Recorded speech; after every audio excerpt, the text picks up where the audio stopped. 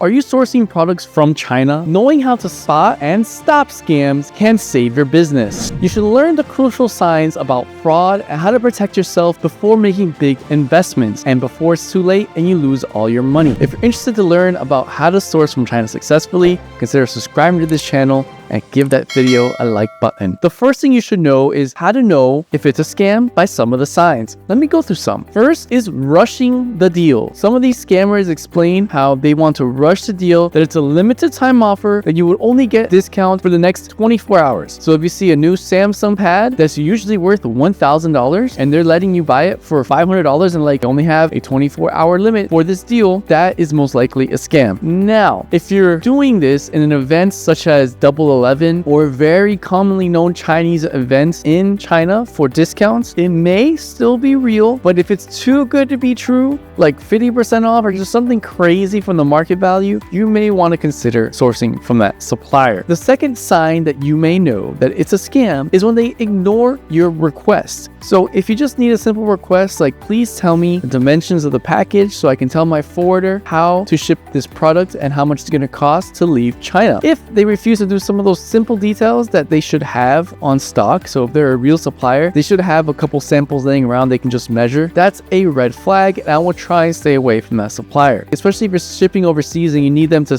put like a marking on the shipping package, so like just like the name and the phone number, something simple like that, and they're like, oh no, we don't have time to do that, we have too many requests. I would stay away from those scammers. And another red flag that's a bad sign that could potentially be a scam are spamming promotions. So if they discuss constantly about their promotions and have these smiley faces, let me give you an example. So this is a supplier in Taobao that just doesn't shut up, like just to put it frankly, doesn't shut up and just keeps on spamming promotions. I'm like, bro, relax. I don't want to buy a product anymore. Eventually you can report them and get them blocked, but the point is, it is a sign that it might be a scam. By the way, this list is not 100% inclusive. There could be other signs that it's a scam. This is just from my personal experience. The last sign that it's a scam is when they try and take transactions out of the platform. Recently, I had a customer buy some hats from Taobao, and I started chatting with a supplier because I couldn't buy it on the platform. And this is weird. I can't add it to the cart and buy it on the platform. The platform is there to protect you. If there are any issues, you can get refunds and fight the case if you can prove it's a scam. When they say, hey, add my WeChat or chat with me on Alipay, and then they want you to take the transaction off the platform, that is a huge sign it's a scam. By the way, if you do take the transaction off the platform and something were to happen, Taobao or 168 can't help you, and it's very hard to get your money back on Alipay or WeChat Pay once you sent it. Unfortunately, even if you have the person's information, especially if it's a low quantity, low amount, it's very hard to get the money back. So stay away from that person if they're really pushing to do the transaction outside the platform and you've never done business with them. But now that you know about the signs about these scams, how can you prevent them? Well, the first thing is pre-shipment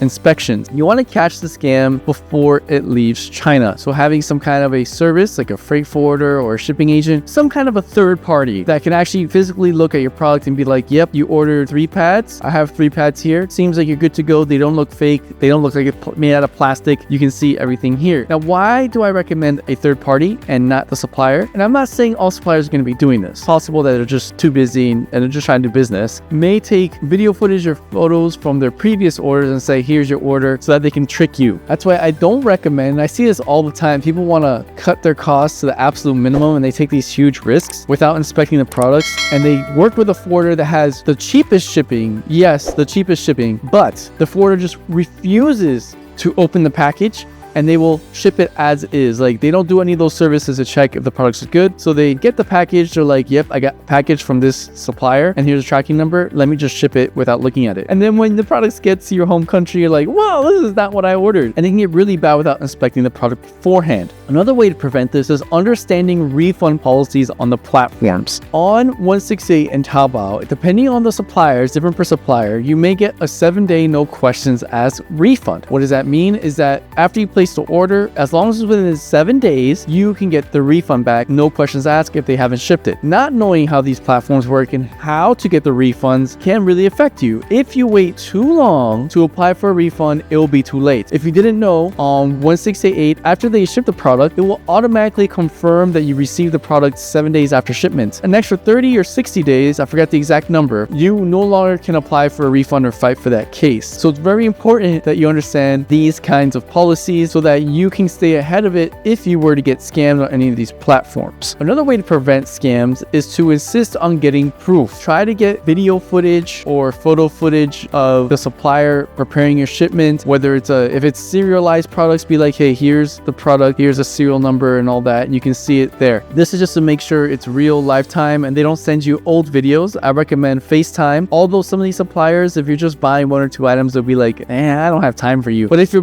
doing a bulk order, bulk purchase, they typically will be more flexible and can do a FaceTime with you. I've done it before, and it's more realistic that way than just relying on photos and maybe a short video that they filmed to scam people. Like it's maybe a standardized video to scam people. Now, that's not all the ways that you can prevent the scams, but at least if you have those systems in place where you can check the product before it leaves the country, you know the refund policies of the platform you're using, and you try and get as much proof as possible, you're so far on the right track to not get scammed and to continue on with your business. There was a customer that bought these handbags for like $2,000. Now, they did it a little bit weird. They didn't do it on a platform like Taobao or 168, but they did it with PayPal. PayPal can also protect your purchase. So what happened is that they paid the money and then they were trying to use a freight forwarder called Kuaiza, which is one that I recommend, that actually opens your goods, checks it, sends you photos, pictures, etc., and then ships it to your final destination outside of China. And what they ended up doing, the supplier, is just sending them an empty bag. Like literally, they just put this inside a shipping container, or they put this inside a box, and when they received it, you can see the video footage, like they opened it and it was empty. I'm like, whoa. But luckily, because they used PayPal, they got video proof, they got photo proof, and when they're able to get their refund for the couple $1,000s, which didn't affect them. Unfortunately, there's not always good happy endings for these kind of situations. There was another person that bought bulk for an event. So it was, I think it was Easter, and they needed Easter decorations to resell it in their home country, and they ended up buying a container's worth of goods at a huge discounted rate. Like it was ridiculous. So they usually something would be worth maybe like $5,000 for the batch to include shipping was like $2,000. That was already a red flag there, but they didn't have the systems in place to have the freight forwarder check the goods. Make sure the freight forwarder is third party, like has nothing to do with supplier, because you don't know if the supplier is sneaky and is working with a freight forwarder and they actually have a deal going on under the table without you knowing. So that is something that is a possibility. So use a third party that the supplier does not know. Don't try not to be like, yeah, I know this person that can help you ship it. Try to